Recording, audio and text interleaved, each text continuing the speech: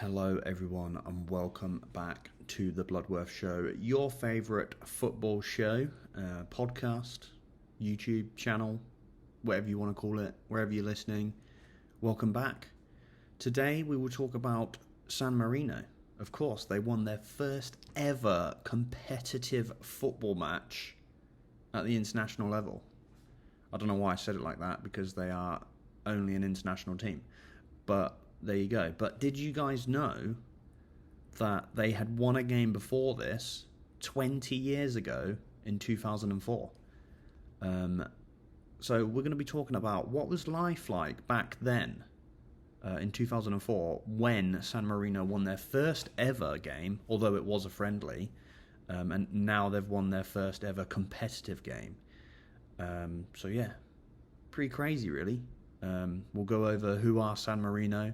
We'll go over their match win recently, their first competitive match win, and then we'll talk about what happened in 2004. We'll talk about football in 2004, random events in life, sports, stuff like that, and what was tech and gadgets like, because that seems to be the way that we kind of look at life now, isn't it? What technology did you have back then? But to begin with, if you're maybe from a place outside of Europe, you might not even know who San Marino are. In Europe, I would say they're a pretty big deal. Everyone knows them. Everyone loves them, I would say, because they never ever win a football match, but they always play at the international level against some of the big countries. So San Marino is actually inside of Italy, and I'm learning all this for myself, so if I'm wrong, please let me know in the comments. I don't want to get anything wrong, but I obviously researched this. They are a landlocked country inside of Italy, more on like the northeast side of Italy, I believe. They have at least 35,000 people estimated population in 2024. Which, I mean, that's not a lot, is it? That's pretty incredible. Their GDP is actually thriving, or what I believe to be thriving. This is just what I found. $59,000 per capita is apparently the 7th in the world. So they must be doing pretty good for themselves, right? I'm sure Italy helped them a lot. I'm not sure on the, if you can go in there through Italy, if there's border control, whatever. I have no idea, that type of stuff. I highly doubt it. Right, they're inside Italy anyway. I'm sure Italy kind of own them, but whatever. So why is this a big deal when it comes to football? I'm sure a lot of people saw the news this week about them winning. They finally did it, etc., etc. They have been the lowest ranked FIFA team basically all the time since they were founded in 1988, or since they joined FIFA and the international regulation bodies or whatever. 210 they've been most of the time. That is the lowest rank in FIFA rankings. I think they got up to 188 at some point back in time, but that's pointless. That was probably the lowest ranking back then as well. They've been at 210 for ages, okay? They've never won a game. They've never won a competitive game until this week.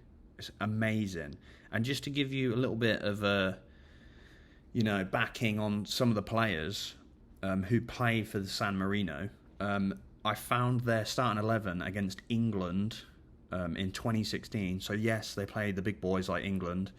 I'm just going to go through some of their job roles. Or actually, I'm going to go through the starting 11's job roles. So the goalkeeper was an accountant. Okay, this is their actual jobs, and these people played against England in 2016. This is phenomenal. Okay, I'm not going to go through every player. I'll just say who their role. Okay, so we have an accountant. We do have one professional player. We have someone who manages a clothes shop, someone who works in a ceramic shop, a student at left back, by the way, a lawyer at right mid, incredible. Someone who runs a lighting business, and an office clerk holding down the central midfield. Of course, they've gone for a 4-4-2, by the way. They have a factory worker left midfield. I wouldn't want to mess with him down there, but whatever. The striker is a youth soccer coach. I'm sure his players were buzzing. And then the other striker with him, the number 9, works for a furniture shop. So that just goes to show why everyone loves San Marino and why everyone's buzzing that they won their first game. Now, More recently, I think the players have become more of an amateur level, but nothing, nothing like Premier League standard, Serie A standard, La Liga standard. They're like the 4th, 5th divisions in Italy, Spain, stuff like that. Like, so professional, semi-professional, whatever you want to call it. So that's San Marino in a nutshell. That's why everyone loves them. If you're like an American listener and you don't know about them, go research them. We'll learn a little bit more about them, but that's incredible. So on to the game against Liechtenstein. They won 1-0. UEFA Nations League. Their first ever competitive win is incredible. And they haven't won a game, right? Let's get this straight. They've never won a competitive game, but the last game that they have won, so in their whole time since 1988, they've only won 2 games.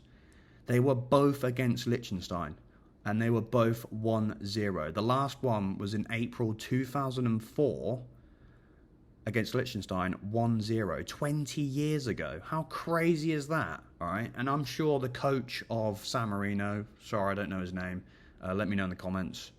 I'm sure that was his pre-game talk, wasn't it? Hey guys, 20 years ago, we beat these 1-0. Let's do it again tonight. That's what I would say, right? Surely that was his pre-game talk.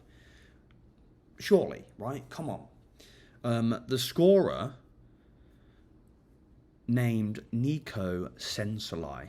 Great name, by the way. Nico, legend. He wasn't even born when they beat Liechtenstein in 2004. He was born in 2005. He's 19 years old. What is going on there? He's played four games for the senior team, and he's only scored 1 goal. Incredible. The goal was kind of a gritty goal. The Liechtenstein defenders headed it. He's headed it backwards towards his goalkeeper, though. The goalkeeper's come to try and get it between him and the defender. Nico's just stuck his foot in there, and it's gone in. I didn't really watch the highlights. From the team stats, though, shots were even at 8. Shots on target, San Marino took that wide 2-0, though. Possession, you'd expect Liechtenstein to take that. They do at 60%. Passes, 444 to Liechtenstein to 317 to San Marino. So not really a possessive game, of course. It was probably not very fun to watch. Fouls, 13 San Marino, 21 for Liechtenstein, though. Yellow cards, 3-2 to San Marino. No red cards. 2 corners to the 1 for Liechtenstein. So, it was a normal game. It doesn't sound very tactical to me, but whatever. They got their win, didn't they? They got it with a gritty finish from a 19-year-old who probably is at uni still. So fair play to him. So on to what I was interested in. I wanted to know what life was like back in April 2004. We'll talk about 2004 in general. History has repeated itself. They played Liechtenstein in 2004, beat them 1-0, and they've done it again, I think it was like 3 or 4 days ago, 1-0 again. So is history going to repeat itself this year again? I don't know. We're actually nearly at the end of 2024, I guess, but yeah. What was life like back then? Then. That was horrible English. Whatever. In the football world, Arsenal. Hang on. If you're listening, I have my Arsenal top on today. When they went invincible, the classic 0-2 top, because Arsenal went invincible during the 03-04 season, and they won the league at Tottenham after a 2-2 draw on Sunday, the 25th of April. And then 3 days later, San Marino would go on to win their friendly against Liechtenstein. So, for all the Arsenal fans out there, we would like to hope that history will repeat itself for the mighty Arsenal, right? We will see if that happens. That would be incredible. Elsewhere, Jose Mourinho, the chosen one, wins the Champions League with Porto on the 26th of May. He would then leave for Chelsea in 2004 in June, and in his first season there, he will win the Premier League and the League Cup. And I think this was Chelsea's first Premier League in like 30 years. That's why he is the chosen one, correct? Some more international football. July 4th, 2004. Who knows who won the Euros back then? I'll give you 3 seconds. 1, 2, 3. Greece won it. A shock win against home nation Portugal. The hosts 1-0. A sub came on and scored 1-0 and won it. Let's give them a clap for that. Something that England can't do. Cheers. Elsewhere, of course, we'll talk about Ronaldo and Messi because they are the big stars of football. Ronaldo had only just finished his first season at Man United, scoring 4 goals in the league, 2 in the cup, and this is crazy. He had only scored 11 goals at this time in his career, and of course he's just hit 901. 20 years ago, in 2004, he had only scored 11 goals, and that was in his first season at Man United. Messi wasn't even known back then. He was only playing for Barcelona B. In that season, the 04-05 season, he only played 7 games for the Barcelona first team, and he only scored 1 goal. That was 20 years ago. Now look at him, balling about Inter Miami, one of the most incredible players we've ever witnessed. World Cup winner, Copa America winner, Champions League winner, La Liga winner. Incredible.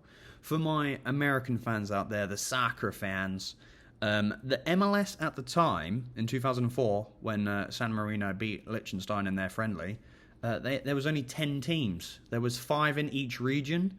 There was the Dallas Burn, who are now the Dallas FC, KC Wizards, who are now obviously Sporting KC, and the Metro Stars. I didn't know about this. The Metro Stars are now New York Red Bulls. Is this the team that Pele played for? Can someone please let me know? I just had that thought.